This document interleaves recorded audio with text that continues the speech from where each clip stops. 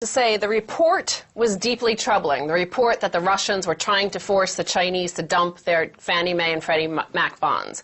He said heavy selling could create a sudden loss of confidence in the GSEs and shake the capital markets. Well, let's be clear about something. Russia, China, and Iran should be dumping all government-backed bonds because they're never going to get paid back any of this money. You think America's going to pay back China the $1.4 trillion that America owes China? That's never going to happen, China.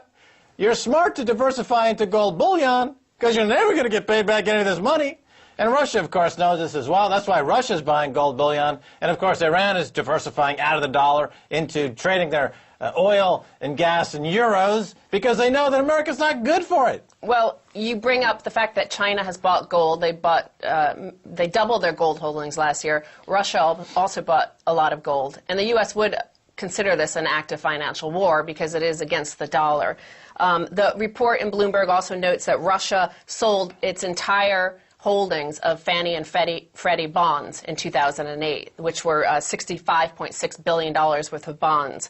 But the point about this is that Hank Paulson's basically admitting the fact that the U.S. spends trillions every year on military expense.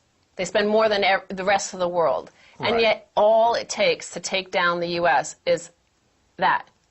Just dump their bonds. This is a good point. In other words, all the military hardware that's being spent, the trillions for missiles and jets and Top Gun flying around. Oh, I got you, Maverick. I got you, Maverick. Yeah, I got the target in sight.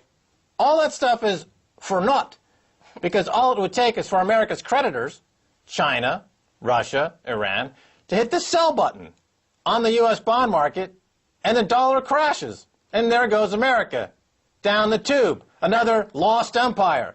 Another empire gone due to hubris and overreach.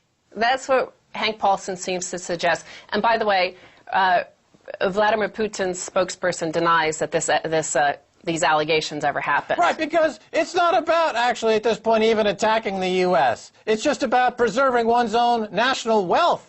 It makes no sense for these countries to hold on to this garbage, toxic bonds. They got out of it because it's good financial sense. But, of course, financial sense is something you don't hear about in the U.S. media or in the White House, certainly. All of Barack Obama's recent proposals make no financial sense whatsoever. But his recent proposal, for example, Stacey Herbert, he's going to force banks to reduce their exposure to hedge funds and private equity on the equity side.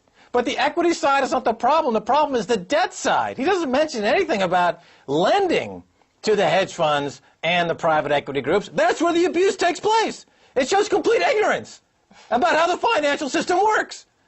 You know, Obama knows about as much about world markets and finance, as, I do about something that I don't know anything about. I can't think of the apt comparison at the moment. Just send me an email. Well, my response to the Paulson says Russia urged China to dump Fannie and Freddie bonds is that this is also a great way to play the fact that your own dollar is going to collapse, and let's try to already deflect the blame to somebody else.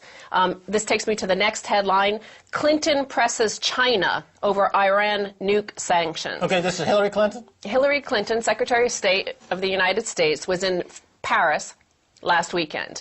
And she was with Nicolas Sarkozy. And remember, France controls much of the nuclear energy market around the world, building nuclear power plants and stuff. And the U.S. likes to be in on that game of controlling that market. So they're trying to force China to accept UN Security Council sanctions. And in Paris, Hillary Clinton threatened to isolate China and cut off their energy supplies if they don't agree. What's she going to do, sit on them? How is she going to cut off? How can she threaten China? It makes no sense. First of all, China, even in the real war that's going on, the cyber war, the war that's taking place between, let's say, China and Google, China has the firepower and is winning that war because most of the internet's going to be in Chinese in another 5 years. It'll be totally dominated in Chinese. They're not going to win any of these wars in the U.S. So Hillary Clinton is here in Paris, and she's stressing that a nuclear-armed Iran, they keep arguing that a nuclear-armed Iran cannot happen, even though all of the international atomic energy agencies are there and say they're not building a nuclear weapon. Iran says they're not building a nuclear weapon. But America is shrieking around the world saying, we've got to stop them.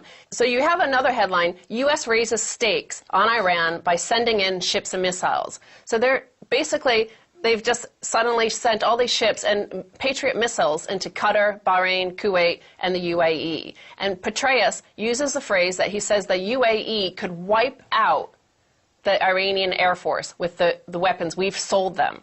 Right. So he wasn't talking about Israel? Because they're the only nuclear threat in the region. Well, exactly. But, you know, I'm asking myself, why has America gone crazy this week? Why are they threatening Russia? Why are they threatening China? And why are they threatening Iran? And, of course, it's budget week. The headline reads, Obama unveils $3.83 trillion budget with massive deficits. This year, 2010, the deficit is projected to be $1.6 trillion. So here's a warmongering nation going around the world threatening everybody, and they're in debt. Like, they can't even afford anything. What was the number? 3 point what? $3.83 trillion. Right, and I think if you add up all the debts in America, including all the unfunded liabilities like Medicare and Social Security, every single American citizen has a debt overhang above their head of several $100,000.